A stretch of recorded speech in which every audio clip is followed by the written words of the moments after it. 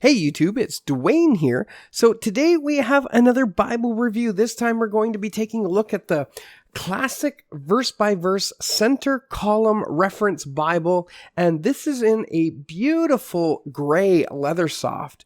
So we're going to take a quick look at this Bible right now. All right, so the first thing you're going to notice is that I left the mouse in the way. We're going to move that out. There we go. So the first thing you're going to notice is the box that it comes in. It's got the New King James Version right on the front there. A couple details on the front. It comes in gray leather soft.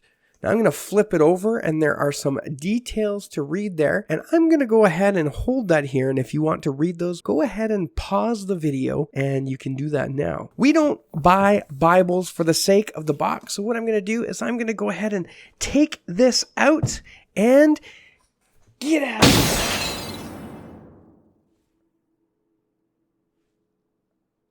So here we are, this nice and beautiful gray color. I have not seen a Bible in gray. This will be my first gray Bible in my collection here.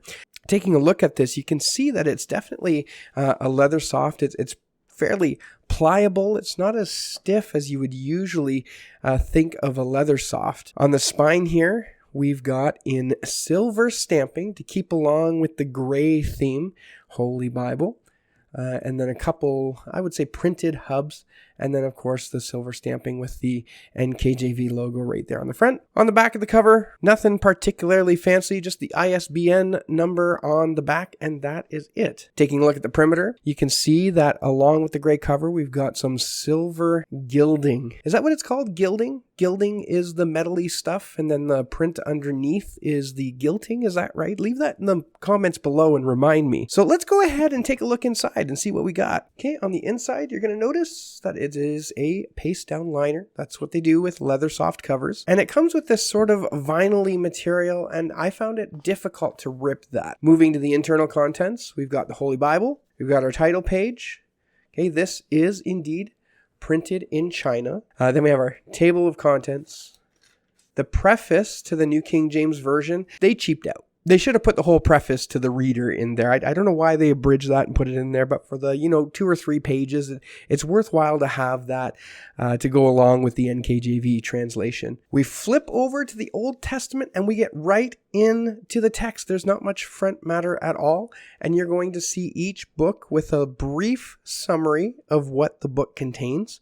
And then you get this layout here. This is the classic double column layout with the references in the center. And then if there's not enough room in the center, then they will spill over on the bottom right-hand corner there. Chapter numbers are in red bold, and then paragraph headers are also in red.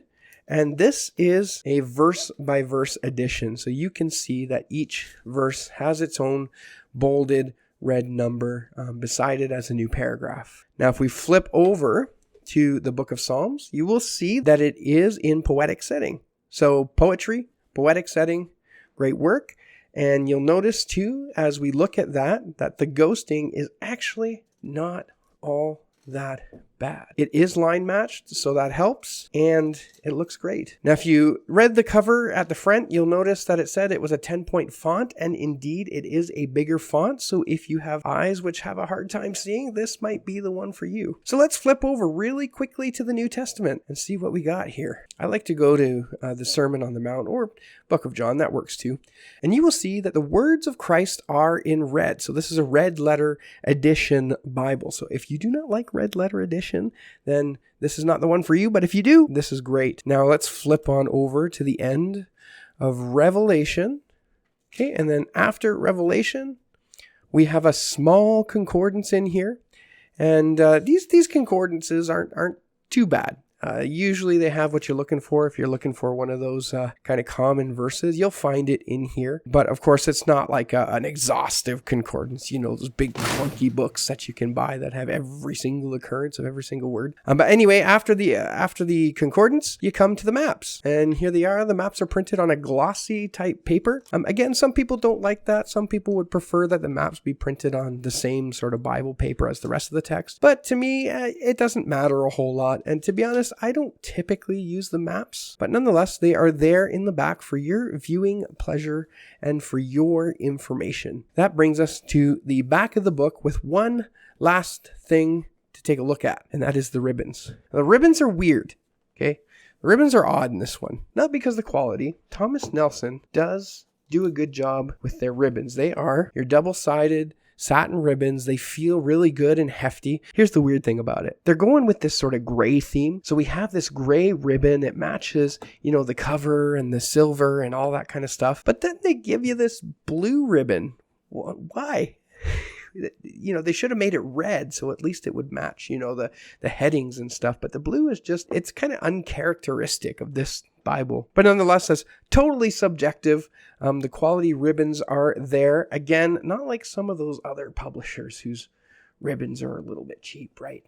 So what do I think of this Bible? I think it's a great Bible. It's a bit bigger, but it's got a bigger font. It's easier to read. Again, it's Smith sewn. It's got the nice gilding. The leather soft is quite nice. And I think just generally all around, it's a pretty decent Bible. I love the look of this gray. Cost, according to the bottom of the box or the back of the box, it retails for $59.99. However, as of the recording date, which is March 13th, you can get it on Amazon.com for just over $40. So that's not bad. Not bad for a Bible like this. I think that is relatively decent value. Anyway, brothers and sisters, I hope this review helped you out. I hope you enjoyed this. And until next time, we'll see you around.